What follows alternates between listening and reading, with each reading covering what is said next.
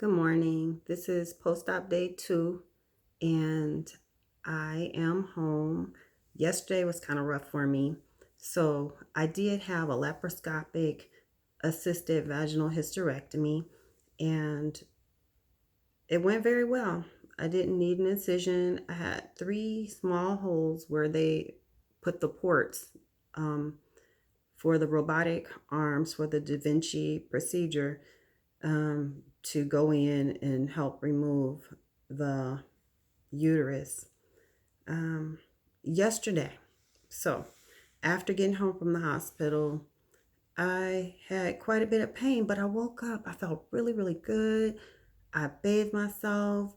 I made my own bed because that's just the nurse in me. And I'm not used to people taking care of me. So I did so much. And I even went for a walk in the unit. It was really good. And I went back and I think I had some ice and I laid down. And I don't know what happened. It's almost like it took a turn. Things just started to hurt all over again. So I got up, I started walking. I hadn't moved a lot of air because they want you to start to pass gas, but it's not a requirement to go home. As long as you're voiding on the same day or having making urine on the same day, that's enough to get you discharged. But on day 2, oh, I had passed that. I was doing fine with voiding, but moving air took a little time, but it was happening, and I felt better after. But what they do when they put those small holes in your abdomen to visualize all of your organs, they have to put in CO2. So I think it's like 3 pounds of pressure air that they put in, and they remove it at the end, but sometimes they don't get it all. So for me, I have what feels like back labor, and so it's in my back. I feel it in my shoulders. Not so much in my shoulders, but definitely in my lower back. So that's what I was experiencing yesterday. That's why I didn't record. I just wanted to lie down. I did not want to talk, think, anything. So my husband, he massaged my back, and that did help with some of the discomfort, and it helped me also to move some air. I also have an abdominal binder that I purchased from Amazon, and I really like it, but sometimes it's uncomfortable. I'm not kidding. But when I'm sitting up like this, it's been beneficial, helps keep my back straight. Um, but when it's time to lie down, you're not supposed to sleep in it. So when I go to lie down, I'll loosen it if I know that I'm just gonna rest. But if I'm going to sleep, I take it completely off. And I've been putting ice to my lower abdomen, and that's been helpful with the discomfort. I also take some gas tabs. Alka-Seltzer makes an anti-gas formulation, so I took those. Those help with. I don't think I should keep taking them though. They're okay, but they help. I was given Toradol to go home with. It's like it's a non-steroidal anti-inflammatory, and so that's good. I also have Norco. I don't like narcotics too much, and I took it last night. I took the Norco because I knew it would make me go to sleep. But boy, when I woke up this morning, I was hurting, but I was stubborn. I woke up, took a bathroom run, and kind of walked around afterwards. And I drank some water and I just lay back down. I didn't take anything. And when I woke up this morning, again, about 6 o'clock, I was uncomfortable. And I'm guilty of not treating my own pain. So be smart. If you have this procedure, make sure you're managing your pain.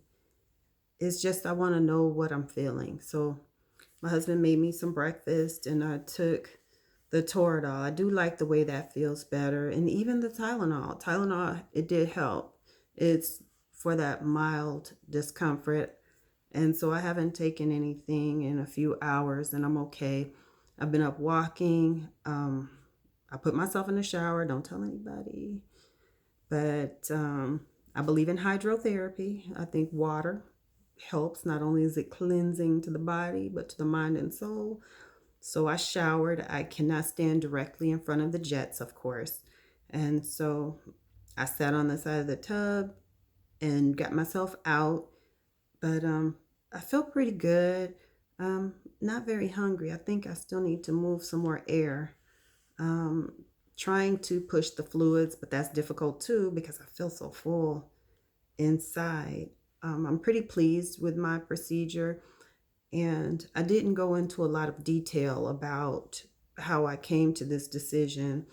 I did mention that I had fibroids. I had multiple fibroids, and I saw them on the ultrasound that I'd had in September of last year, and they had grown like exponentially from the previous year. So I knew they were only going to keep getting bigger and bigger. So when the surgeon removed my uterus, he said they were full of fibroids. He said I even had one that was attached to the outside of my uterus. He said there was no other procedure that would have helped me with my symptoms, with the heavy menses, with I was starting to have back pain that was, I'm believing it was putting pressure on a nerve. And if anybody is familiar with back pain and issues about the lumbar region, low back pain, lumbar 4 or 5, I was having pain that went down through my right buttocks, wrapped around my inner right thigh, into my knee, onto the top of my foot, and my foot would feel as if it had fallen asleep in the morning. That's how bad things were getting. And I don't even remember when it started getting that bad, but I know that it had been bad for a while. So, no other procedure. He told me after he removed it, he realized there was nothing else that was going to make me better. Everybody kept saying, have an ablation. I had family and friends who didn't agree with me having a surgery. You're taking a part of you. I know for me, I can only speak for myself, this body is a vessel. And if something has to be removed, that's okay too. Because if it's going to help me with my performance throughout my life, I'm okay with that. I've made peace without having that particular organ. Some women said they felt a depression following their hysterectomy. I don't feel a sadness or anything like that. I've been having a cycle since I was 9 years old, and I'm 40 plus now. So I'm okay. I don't miss it. I don't miss it. I don't miss the accidents. I don't miss carrying a bag, leaving a bag in the car. It was a lot. And the pain, yeah. Yeah. So it's okay. Um, Hopefully, if you have to have this procedure, you'll have a good support team and you will be okay. But it took a long time because I didn't want to miss work. I'm very goal oriented, so I didn't want to take too much time off of anything to have a procedure. I don't have time for that. I don't, it's not that bad. And now that we are in the era of COVID-19, I have time. I have time. Take care of me. Um, it is an unfortunate situation, but it also has given us all a bit of a reset. And it's also helped me to prioritize things in my life. So getting this done, the timing couldn't have been better. So some more things about healing. Um, Definitely drink your fluids, have your fluids. That's going to help with movement of the air, movement of the bowels, helping you hydrate, just feeling better overall. Dry mouth, getting some of that anesthesia out of your system, just flushing is going to be beneficial. So definitely drink your fluids.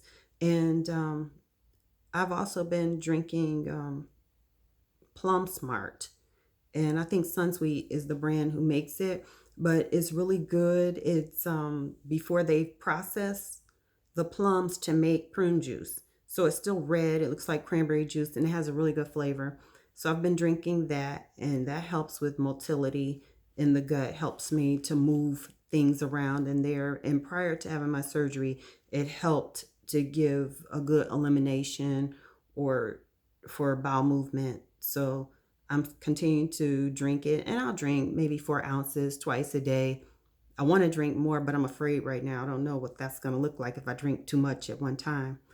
But I did just want to share very briefly how my post op days are going. And I'll post some more as I go. Um, if I think of anything, I'll let you know. But please feel free to reach out. If you have any questions, I'd be happy to answer. Um, thank you. I hope you have a great day.